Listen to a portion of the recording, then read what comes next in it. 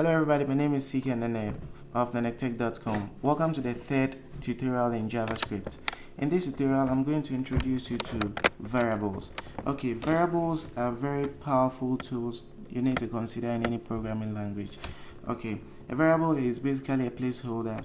So for example, I say x equals 23 and I later on say I love x. It simply means I love 23. So I'm going to demonstrate this in the coding so that you understand how all these things work. Okay, variable names must begin with a letter. So you can begin a variable name like maybe man.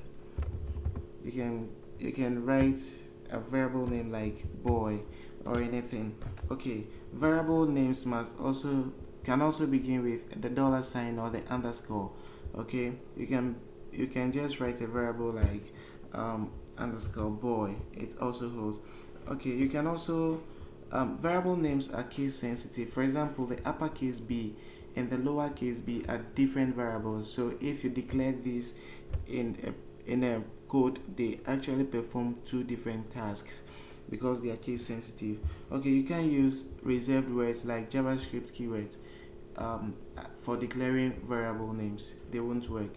Okay, so before we declare any variable in JavaScript, we begin with the word var, which is variable. So for example, var x equals probably 55. This tells you that you are declaring a variable x which you are setting to 55.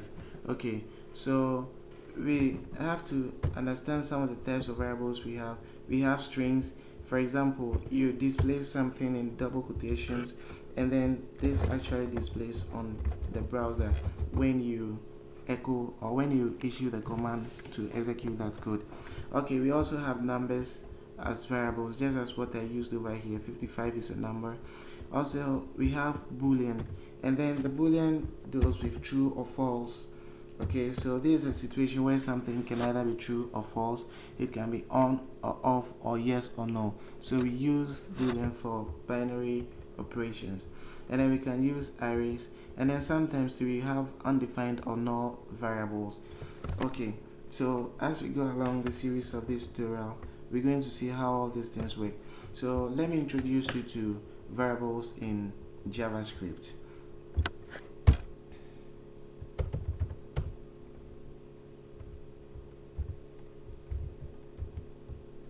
Okay, so I begin by declaring a variable like var cas.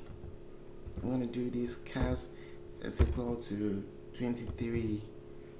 Okay, so now I say document.write. Then so long as I'm passing the 23 over here, which is a numeric value or a number, I don't have to bring double quotation over here, so I can just bring the cas over here straight. So when we save this document, and then I go and run it in my Google Chrome, let's see what it displays. It displays 23 over here.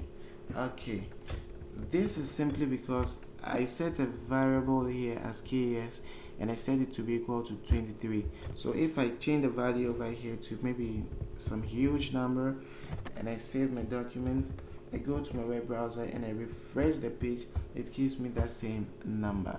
Okay, that's just an introduction to using variables as in, or maybe numeric variables.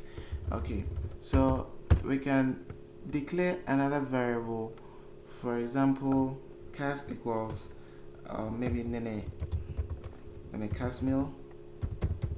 So when I save and run this code in my JavaScript, I refresh this, it never provides anything for me because I didn't save it very well. So I have to try to put this in double quotation. This actually tells the browser that this is a string character. So when I go back to my browser and I refresh, it produces nene casmil over here for me. Okay, so one other thing is maybe We can also use the Boolean and all that. So this is just an introduction to variables. So in the next tutorial, we're going to look at how to use variables and how to use them for various purposes. So thank you guys for watching. Don't forget to subscribe to my YouTube channel. In the next tutorial, we're going to know how to manipulate variables very well in JavaScript.